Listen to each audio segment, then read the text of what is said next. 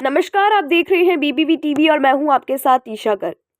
अंतर्राष्ट्रीय अंतरिक्ष स्टेशन यानी कि आईएसएस पर 9 महीने बिताने के बाद नासा के अंतरिक्ष यात्री बुच विल्मोर और सुनीता विलियम्स ने स्पेसएक्स ड्रॉन कैप्सूल में सवार होकर धरती पर वापसी का सफर शुरू कर दिया है।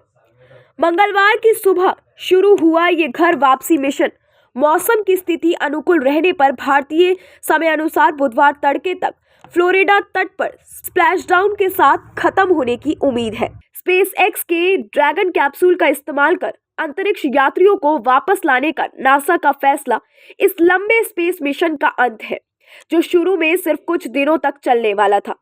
दोनों अंतरिक्ष यात्री जून 2024 में बोइंग के स्टारलाइनर कैप्सूल में सवार होकर आईएसएस पहुंचे थे, लेकिन तकनीकी खराबी के एक सीरीज ने अंतरिक्ष यान को उनकी वापसी के लिए प्रतिकूल बना दिया। नतीजन उन्हें स्पेसएक्स ड्रॉन पर वापसी लाने से पहले नासा के लंबे अवधि के अंतरिक्ष मिशन में शामिल कर दिया गया। रूस के सोयुज अंतरिक्ष यान से उलट, जो अंतरिक्ष यात्रियों को महज 3.5 घंटे में पृथ्वी पर वापसी ला सकता है, स्पेसएक्स ड्रॉन कैप्सूल को अपनी वापसी यात्री पूरी करने में लगभग 17 घंटे लगते हैं। समय सीमा बढ़ने के पीछे कई फैक्टर्स हैं, जो चालक दल की सुरक्षा और लैंडिंग की सटीकता पर निर्भर करते हैं। आईएसएस करीब 420 किमी की ऊंचाई पर 28,000 किलोमीटर प्रति घंटे की गति से धरती की परिक्रमा करता है।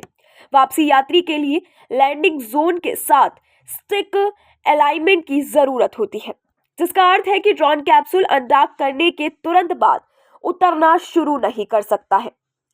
सुरक्षित तरीके से वापस लौटने के लिए अंतरिक्ष यान को नियंत्रित डीआईबर्स बर्न करना होता है, नियंत्रित डीऑर्बिट बर्न करना होगा। साथ ही स्प्लैशडाउन साइट की ओर अपने रास्तों को आराम से तय करना होता है। लैंडिंग के दौरान कैप्सूल वायुमंडलीय घर्षण की वजह से अत्यधिक गर्म हो जाता है, जिससे अंतरिक्ष यान और चालक दल का धीरे धीरे नीचे उतरना शुरू हो जाता है। ऊंचाई पर अंतरिक्ष यान के उतरने की गति को धीमा करने के लिए ही पैराशूट तैनात किए जाते हैं, जिससे सुरक्षित लैंडिंग सुनिश्चित की जा सके।